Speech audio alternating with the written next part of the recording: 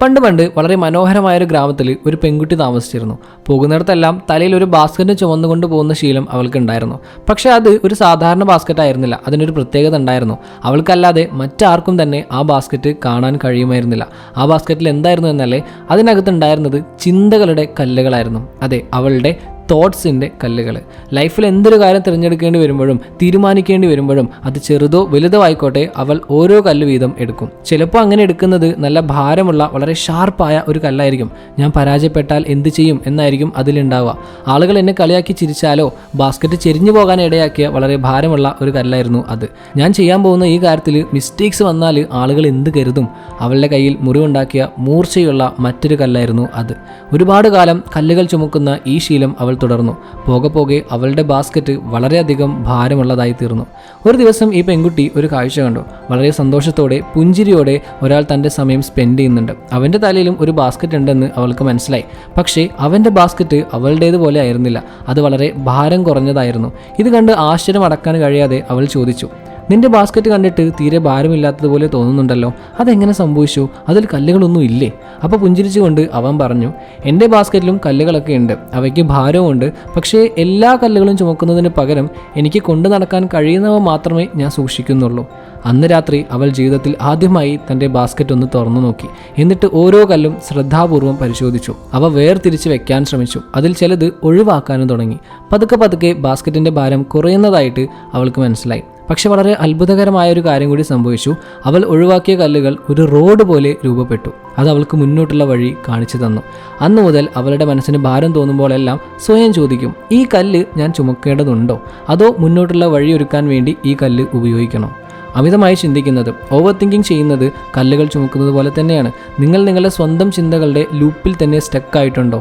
എന്നോ കഴിഞ്ഞുപോയ സംഭാഷണങ്ങൾ വീണ്ടും മനസ്സിലേക്ക് വരിക, ഭാവിയെക്കുറിച്ച് ആകുലതപ്പെടുക, അല്ലെങ്കിൽ ഓരോ ചെറിയ കാര്യങ്ങളും അനലൈസ് ചെയ്യുക. എങ്കിൽ നിങ്ങൾ ഒറ്റയ്ക്കല്ല. നമ്മളിൽ പലരും ഓരോ ദിവസവും 3 മണിക്കൂറിലധികം അമിതമായി ചിന്തിക്കുന്നു എന്നാണ് പഠനങ്ങൾ പറയുന്നത്. ഇനി ഓവർ തിങ്കിങ് ചെയ്യുന്നതിനെക്കുറിച്ച് സയൻസ് എന്താണ് പറയുന്നത് എന്ന് നമുക്ക് നോക്കാം. എന്തുകൊണ്ടാണ് നമ്മൾ ഓവർ തിങ്കിങ് ചെയ്യുന്നത്? അത് നമ്മളുടെ മനസ്സിനെയും ശരീരത്തെയും എങ്ങനെയാണ് ബാധിക്കുന്നത്? ആൻഡ് മോസ്റ്റ് ഇമ്പോർട്ടൻ്റ്ലി, നമുക്ക് എങ്ങനെ ഓവർ തിങ്കിങ് സ്റ്റോപ്പ് ചെയ്യാം? റിപ്പീറ്റേറ്റീവ് നെഗറ്റീവ് തിങ്കിങ് എന്നാണ് മനഃശാസ്ത്രജ്ഞർ ഓവർ തിങ്കിങ്ങിനെ വിശേഷിപ്പിക്കുന്നത്. സാധാരണയായിട്ട് 2 തരത്തിലാണ് ഓവർ തിങ്കിങ് പ്രത്യക്ഷപ്പെടുന്നത്. ഒന്ന്, റൂമിനേഷൻ, നിങ്ങൾ നിങ്ങളുടെ പാസ്റ്റിനെ, ഭൂതകാലത്തെ വീണ്ടും വീണ്ടും ഓർക്കുമ്പോൾ. 2, വെറി അഥവാ ആശങ്ക, നിങ്ങൾ നിങ്ങളുടെ ഭാവിയെക്കുറിച്ച് നെഗറ്റീവായിട്ട് സങ്കല്പിക്കുമ്പോൾ, ഇമാജിൻ ചെയ്യുമ്പോൾ. ഇത് നിങ്ങൾ ജസ്റ്റ് ഡേ ഡ്രീം ചെയ്യുന്നത് പോലെയല്ല. നമുക്ക് സ്ട്രെസ്സ് തരുന്ന തരത്തിൽ ഒന്നും സംഭവിക്കാത്തപ്പോൾ പോലും സ്ട്രെസ്സിനെ കുറിച്ച് ചിന്തിക്കുന്നത് നമ്മുടെ ശരീരത്തിലെ fight or flight mode activate ചെയ്യും. അതായത് നമ്മുടെ heart beat, blood pressure, cortisol തുടങ്ങിയ സ്ട്രെസ് ഹോർമോൺസിൻ്റെ ഉൽപ്പാദനം എന്നിവയൊക്കെ ഉയർത്തുന്നു. അമിതമായിട്ട് ചിന്തിക്കുന്നത് ഡിപ്രഷൻ, ആൻസൈറ്റി തുടങ്ങിയ ക്ലിനിക്കൽ കണ്ടീഷൻസുമായിട്ട് ബന്ധപ്പെട്ടിരിക്കുന്നു എന്നാണ് പല പഠനങ്ങളും പറയുന്നത്. Rumination may leads to depression and worry may leads to anxiety. ഇനി ഇത് രണ്ടുമുള്ള ആളുകളാണെങ്കിൽ അവർ സഫർ ചെയ്യാനുള്ള ചാൻസ് വളരെ കൂടുതലാണ്. ഇനി ഇൻട്രസ്റ്റിംഗ് ആയിട്ടുള്ളൊരു കാര്യം പറയാം. എല്ലാ അമിതമായ ചിന്തയും ഓവർ തോട്ട്സും മോശമല്ല. ചില പഠനങ്ങൾ പറയുന്നത് നമ്മുടെ ഇൻട്രൂസീവ് തോട്ട്സ് യഥാർത്ഥത്തിൽ നമ്മുടെ സർഗാത്മകതയെ ഉത്തേജിപ്പിക്കുമെന്നാണ്. കാരണം നമ്മുടെ ബ്രെയിൻ പ്രശ്നങ്ങളെ ആഴത്തിൽ പരിശോധിക്കുമ്പോൾ ചിലപ്പോൾ നമ്മൾ തീരെ പ്രതീക്ഷിക്കാത്ത അതുല്യമായ ഐഡിയാസ് ആയിരിക്കും സൊല്യൂഷൻസ് ആയിട്ട് കിട്ടുക. അതിനാൽ ഓവർ തിങ്കിങ് നമ്മൾ ഇല്ലാതാക്കുകയല്ല, മറിച്ച് അത് ബുദ്ധിപൂർവ്വം എങ്ങനെ ഉപയോഗപ്പെടുത്താം എന്നതാണ് പ്രധാനം. ഇനി നമുക്ക് ഓവർ തിങ്കിങ് കൺട്രോൾ ചെയ്യാനുള്ള കുറച്ച് മെത്തേഡ്സ് നോക്കിയാലോ. അതിൽ ആദ്യത്തേത് മെൻ്റൽ ഷിഫ്റ്റ്സ് ആണ്. Number 1, label the thought. നിങ്ങൾ ഓവർ തിങ്കിങ് ചെയ്യുമ്പോൾ ഞാൻ ഓവർ തിങ്കിങ് ചെയ്യുകയാണ് എന്ന് സ്വയം പറയുക. അത് റിയലൈസ് ചെയ്യുക. ഇതൊന്ന് സ്റ്റെപ്പ് ബാക്ക് ചെയ്യാനും അവയർനെസ് റീഗെയിൻ ചെയ്യാനും ഒക്കെ നിങ്ങളെ ഹെൽപ്പ് ചെയ്യും. Number 2, focus on what you can control. നിങ്ങളുടെ തോട്ട്സ് ശരിക്കും ഒബ്സേർവ് ചെയ്യുക. എന്നിട്ട് അത് കാറ്റഗറൈസ് ചെയ്യുക. Like things I can do something about and things I can't. എന്നിട്ട് ഫസ്റ്റ് കാറ്റഗറിയിലുള്ള കാര്യത്തിൽ നിങ്ങൾക്ക് എന്ത് ചെയ്യാൻ കഴിയും എന്ന് നോക്കുക. എന്നിട്ട് ആ ഫസ്റ്റ് സ്റ്റെപ്പ് എടുക്കുക.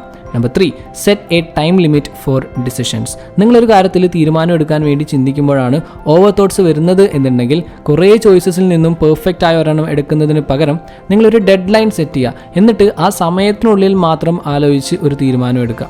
ഇനി കുറച്ച് പ്രാക്ടിക്കൽ ടെക്നിക്സ് നോക്കിയാലോ. Number 4, write it down. നമ്മൾ പലതവണ പറഞ്ഞ കാര്യമാണ് ജേർണലിംഗ്. നിങ്ങളുടെ ഓവർ തോട്ട്സും അതുപോലെ ജേർണൽ ചെയ്യുക. അങ്ങനെ ജേർണലിംഗ് ചെയ്തുകൊണ്ട് നമ്മുടെ തലയിലുള്ള ഓവർ തോട്ട്സ് നമുക്ക് ഒരു പേപ്പറിലേക്ക് ഡംപ് ചെയ്യാൻ പറ്റും. അതെ, ഇത് തന്നെയാണ് ബ്രെയിൻ ഡംപിങ്. നമ്പർ 5, ഷെഡ്യൂൾ വെറി ടൈം. ദിവസവും കുറച്ച് സമയം, ഒരു 10-15 മിനിറ്റൊക്കെ മതിയാകും വെറുതെ ഇങ്ങനെ ആലോചിക്കാൻ, വെറി ചെയ്യാനൊക്കെ വേണ്ടി മാറ്റിവെക്കാം. എന്നിട്ട് മൂവ് ഓൺ ചെയ്യുക. ഇത് ഒരു ദിവസത്തിൻ്റെ നല്ലൊരു ഭാഗവും ഓവർ തിങ്കിങ് ചെയ്ത് കളയുന്നതിൽ നിന്ന് നിങ്ങളുടെ ബ്രെയിനിനെ തടയും. ഈവൻ കുറച്ച് സമയം മാത്രം ഓവർ തിങ്ക് ചെയ്യാൻ വേണ്ടിയിട്ട് ബ്രെയിനിനെ ട്രെയിൻ ചെയ്യുകയും ചെയ്യും. And number 6, practice mindfulness. മൈൻഡ്ഫുൾനെസ്സിനെ കുറിച്ചും നമ്മൾ ഒരുപാട് വീഡിയോസ് ഇതിനു മുമ്പ് ചെയ്തിട്ടുണ്ട്. ഓവർ തിങ്കിങ്ങിൻ്റെ കാര്യത്തിലും മൈൻഡ്ഫുൾനെസ് വളരെ എഫക്റ്റീവാണ്. ഇനി ഓവർ തിങ്ക് ചെയ്യുമ്പോൾ മൈൻഡ്ഫുൾ ബ്രീത്തിങ്, ഗ്രൗണ്ടിങ് അല്ലെങ്കിൽ മെഡിറ്റേഷനൊക്കെ ട്രൈ ചെയ്ത് നോക്കാം. വളരെ സഡൻ ആയൊരു ചേഞ്ച് തന്നെ നിങ്ങൾക്ക് കാണാൻ സാധിക്കും. And number 7, physical movement. Over thinking കുറയ്ക്കാനുള്ള മറ്റൊരു എഫക്റ്റീവായിട്ടുള്ള മെത്തേഡാണ് physical movement. Exercising, walking, even stretching ചെയ്യുന്നത് പോലും നമ്മുടെ മെൻറ്റൽ സൈക്കിൾ ബ്രേക്ക് ചെയ്യുകയും നമ്മുടെ ഫോക്കസ് നമ്മുടെ ശരീരത്തിലേക്ക് ഷിഫ്റ്റ് ചെയ്യുകയും ചെയ്യും. Number 8, talk it out. ചിലപ്പോൾ നമ്മുടെ ഓവർ തോട്ട്സ് വേറൊരാളോട് like a trusted friend share ചെയ്യുന്നത് നമുക്ക് ഒരുപാട് റിലീഫ് തരും. ഇനി സംസാരിക്കാൻ കഴിയില്ല എന്നുണ്ടെങ്കിൽ ഒന്ന് ടെക്സ്റ്റ് ചെയ്ത് നോക്കൂ. അത് സെൻഡ് ചെയ്യണമെന്നൊന്നുമില്ല, ഈവൻ ഒരു അൺസെൻഡ് മെസ്സേജ് പോലും നമുക്ക് നല്ല റിലീഫ് തരും. ഇനി ഇതുകൊണ്ടൊന്നും നിങ്ങൾക്ക് റിലീഫ് കിട്ടുന്നില്ല എങ്കിൽ, നിങ്ങൾക്ക് കൺട്രോൾ ചെയ്യാൻ കഴിയുന്നതിനും അപ്പുറമാണെങ്കിൽ ഒരു മെൻ്റൽ ഹെൽത്ത് പ്രൊഫഷണലിൻ്റെ സഹായം തേടാനും മടിക്കരുത്. സോ ഒരു കാര്യം വ്യക്തമാണ്, അമിതമായി ചിന്തിക്കുന്നത് നമ്മുടെ മനസ്സിനെയും ശരീരത്തെയും നമ്മുടെ ഡെയിലി ലൈഫിനെയും ബാധിക്കുന്നു. എന്നാൽ കൃത്യമായ അവെയർനെസ്, തോട്ട് റീഫ്രെയിമിംഗ്, മൈൻഡ്ഫുൾനെസ് പോലെയുള്ള പ്രാക്ടീസസ് എന്നിവ ഉപയോഗിച്ച് നമുക്ക് നമ്മളുടെ ബ്രെയിനിനെ ലെറ്റിംഗ് ഗോ പരിശീലിപ്പിക്കാനും കഴിയും. റിമെമ്പർ, ഒരിക്കലും ചിന്തിക്കാതിരിക്കുന്നതിനെക്കുറിച്ചല്ല നമ്മൾ പറയുന്നത്, മറിച്ച് മികച്ച രീതിയിൽ ചിന്തിക്കുന്നതിനെക്കുറിച്ചാണ്.